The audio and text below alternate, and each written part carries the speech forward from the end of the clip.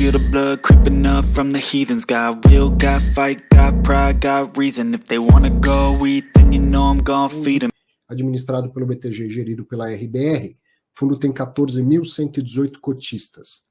Anunciou mais uma emissão, ato do administrador, quinta emissão de cotas, vai ser uma 400, público em geral, qualquer um pode investir, no valor de até 250 milhões de reais, arredondando aqui. Vai ter direito de preferência na proporção de 62,61%, né, tá bastante para o tamanho do fundo, e mais montante adicional. Então não tem sobras. E por que não tem sobras? Porque é uma 400. Quando é uma 476, não entra ninguém, às vezes a 476 é exclusiva para investidores do fundo, não entra nenhum investidor novo, mesmo que seja profissional, ou quando não é exclusiva, só entra investidores novos que sejam profissionais. Então, o administrador, o gestor, ele quer resolver o máximo possível dessa emissão com direitos de preferência. Então ele dá direito de preferência sobra, se deixar ele dá mais umas 3, né, quer mais um pouquinho, vai mais um pouquinho, tá, para resolver ali, para não ter o que sobrar mesmo, né?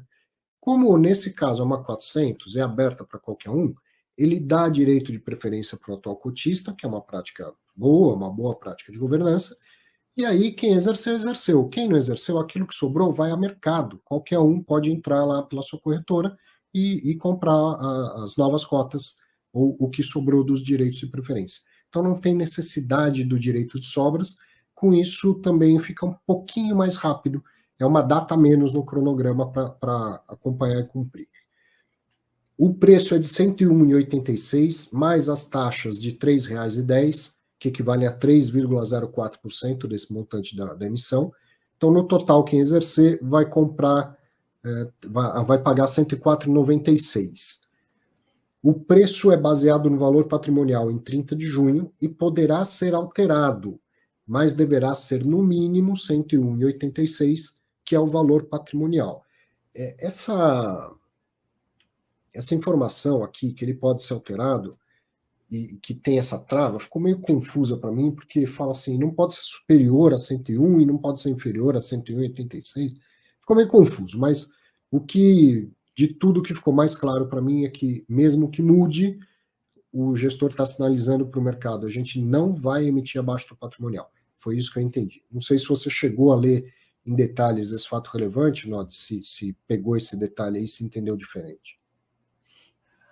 Não, eu acho que o que acontece ali é o seguinte, principalmente por ser um fundo de papel, onde o valor patrimonial acaba sendo mais volátil do que num fundo de tijolo, já que os imóveis são avaliados só anualmente e o fundo de papel é mais dinâmico, é mais comum a gente ver o gestor, né, o administrador, etc., às vezes, ele solta a oferta, mas aí, assim, como ele sabe que está perto do próximo anúncio de valor patrimonial, próximo do dia 15 seguinte, etc., ele se deixa uma janela de alterar, exatamente para que a oferta não fique abaixo do valor patrimonial, porque eventualmente o valor patrimonial aumenta um pouquinho, então o que ele faz? Ele corrige o valor da oferta para poder chegar nesse valor. Ele se dá ali uma margem de manobra para poder acompanhar o valor patrimonial. Provavelmente é isso que está na cabeça deles. Entendi. Quer dizer, deixaram claro que vão respeitar o valor patrimonial, se tiver alteração é para cima e acompanhando o patrimonial.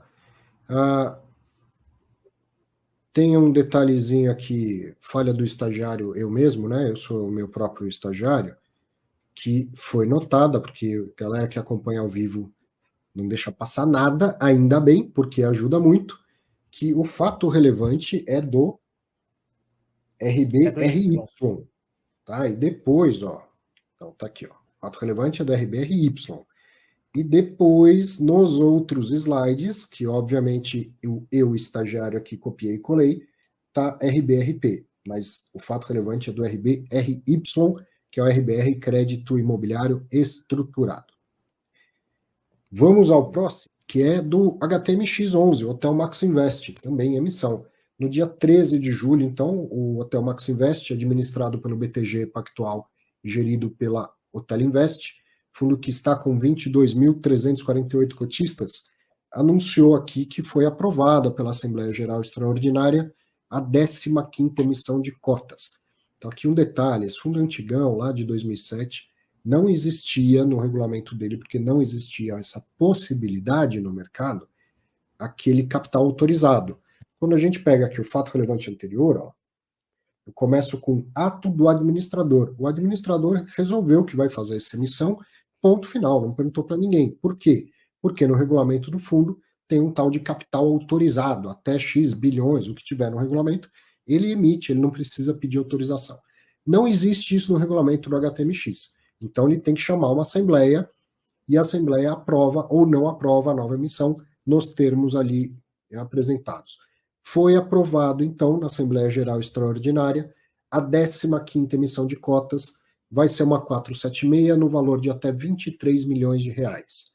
Tem direito de preferência na proporção de 19,67%, e aí, ó, você vê que eu coloquei duas interrogações.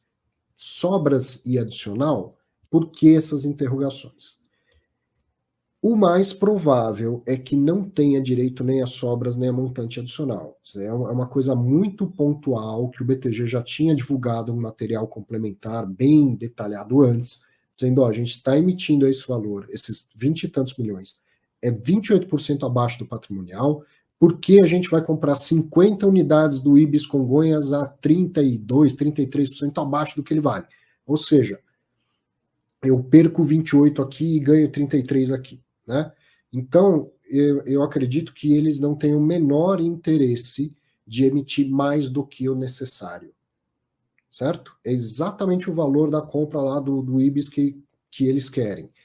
E tem muito claro no fato relevante uma frase, não haverá direito de sobras nem montante adicional. Só que você continua no fato relevante, aí tem lá os parágrafos.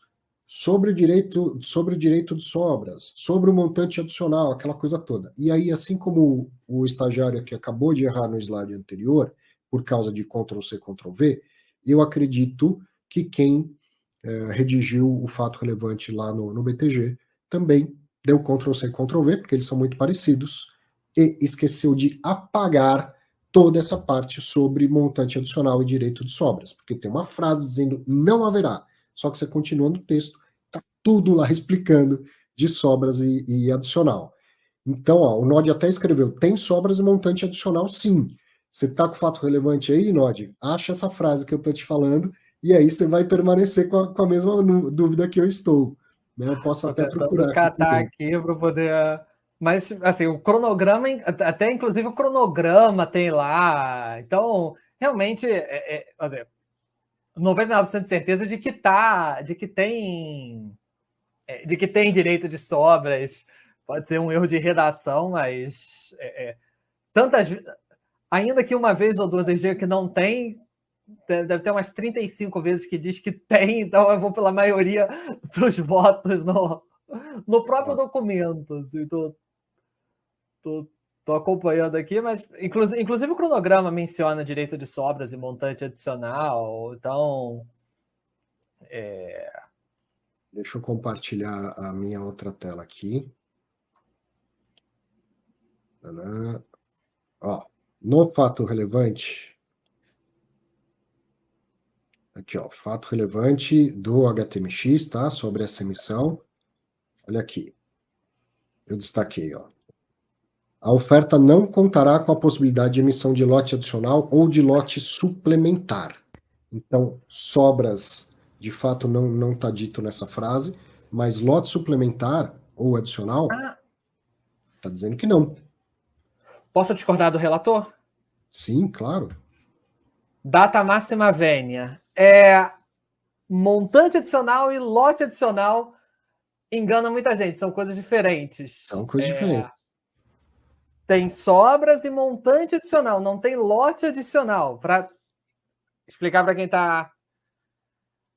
Para quem fica tão perdido nisso quanto eu, que eu também às vezes me perco. Lote adicional é quando o administrador diz: eu vou emitir 100 milhões com possibilidade de aumentar em mais 20%. Isso. Que é o lote adicional. E antigamente também se chamava de lote suplementar, que era O que é depois do adicional, que há muito tempo que eu não vejo ninguém nem usando o lote suplementar. Tem tanto tempo que eu não ouço isso, nem lembrava que isso existia.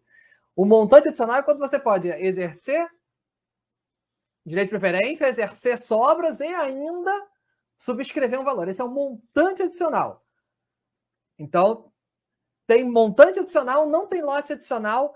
Não fui eu que escrevi essas palavras com esses termos, porque eu sei que eles confundem. Se perguntassem para mim, eu dava outros nomes, como não perguntaram, é assim que ficaram os nomes conhecidos no mercado. Então, vai ter montante adicional e não vai ter lote adicional. Tá certo, tá explicado e concordo com você. E para quem tem dúvida aí, o que é esse tal lote adicional, que é mais comum de ver no mercado de ações, é um lote que o coordenador líder pode exercer se ele perceber que a oferta foi muito demandada, aí sai um novo lote que fica só na mão do coordenador para ir vendendo ao longo dos primeiros dias, para evitar altas muito grandes do papel, tá? Então isso é mais comum no mercado de ações, menos necessário no mercado de fundos imobiliários. Então, continuando com o fato relevante, então, está bem esclarecido pelo NOD, tem sobras adicional, o preço é de R$ 93,00, mais taxas de 36 centavos, que equivale a 0,39%, né, os custos da emissão. Quem comprar, então, vai pagar R$ 93,36. Caso a taxa de distribuição... eu fiz questão de destacar, porque tá diferente esse texto. Olha que legal, como devagar a gente vai falando e o mercado vai respondendo. Ó. Caso a taxa de distribuição não seja suficiente para arcar com todos os custos, o valor será utilizado para pagar o coordenador líder e o saldo arcado pela administradora. Então, não é aquele texto que a gente vê lá, é 0,30, mas se não der, a gente vai cobrar do fundo e não vai te falar quanto foi, entendeu? Não é isso. É 0,30 e 0,39 e é no máximo 0,39 que o cotista vai pagar. Mas não deu para pagar todo mundo. Então aí a administradora vai e paga o complemento, certo? Então devagar tudo vai ficando mais claro para o mercado. Parabéns ao BTG pela clareza, né, nessa questão do fato relevante. E aí foi isso, bem curtinho, uma emissão pequena, pontual, para essa questão da compra daqueles 50 apartamentos do Ibis Congonhas. E aí, mais uma vez, a gente pode falar de estrutura de capital, de custo de capital, porque geralmente não é interessante que tenha uma demanda muito grande, porque o custo desse capital está caro. Está caro. Se eu estou emitindo 28% abaixo do patrimonial, significa que eu estou tendo que emitir muito mais cotas para conseguir captar esses 20 e poucos milhões. Certo? Então, o custo de capital está caro. Se o custo de capital está caro, eu quero vender a mínima quantidade necessária de cotas. Eu quero vender só o necessário, não algo a mais. Se o custo de capital tivesse barato, quando que está barato? Quando está acima do patrimonial. O fundo está 20% acima do patrimonial. O custo do capital está barato. Para captar 20 e poucos milhões, eu tenho que vender uma quantidade menor de cotas do que se eu estivesse vendendo ao valor patrimonial. Certo? Eu tenho que vender menos cotas para captar o mesmo valor. Quando ele está abaixo do patrimonial, eu tenho que vender mais cotas para captar o mesmo valor do que se ele tivesse no patrimonial. Então é evidente que, nesse caso, o custo de capital está caro. Quando o custo de capital está caro, eu pego o mínimo necessário. É como se... eu vou usar o termo dívida, mas veja, aqui é capital próprio. Mas como se eu estou precisando de dinheiro, preciso pagar uma dívida, não tenho, então preciso pegar um dinheiro emprestado. Vou lá no NOD, no Banco do Brasil, falo, NOD, arruma um dinheirinho emprestado para mim. Ele fala, claro, por módicos 15% ao mês. Eu falo, caramba, NOD, 15 ao mês? Faz o seguinte, estou precisando de 5 mil, você me empresta 5 mil. Não quero um centavo a mais por essa taxa de juros. Certo? Agora, se ele fala, não, para você vai ser 0,5% ao mês. Eu falo, estou precisando de 5 mil, mas me dá 20 logo de vez, porque o custo capital está barato. Né? Então, quando o custo do capital está caro, a gente usa o mínimo necessário. Tá? Então, mesmo que tenha a possibilidade de lote suplementar, né, de montante adicional, acho pouco provável que seja o interesse do administrador e do gestor colocar mais cotas por esse desconto. E principalmente porque A emissão está abaixo do valor patrimonial, mas a aquisição está mais baixa ainda. Então a conta fecha com saldo positivo. Agora, se ele capta 80 milhões e só aloca 20, aí o saldo da operação fica negativo. Então é bem pouco provável que a gente veja um esforço para captar muito mais do que os 20 milhões aí. Comentários? Quando você fala sobre isso, a captar o mínimo ou captar mais, etc., a economia é a ciência da escassez.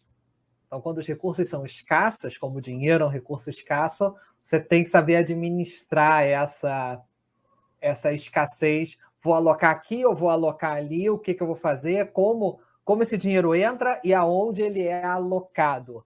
Isso é economia, é a ciência da escassez. Assim como o dinheiro é escasso, o nosso tempo é escasso, e um monte de outros recursos são escassos, mão de obra numa empresa é escassa. E economia nada mais é do que a ciência que estuda e tenta tirar a maior eficiência possível dessa escassez. Muito bom.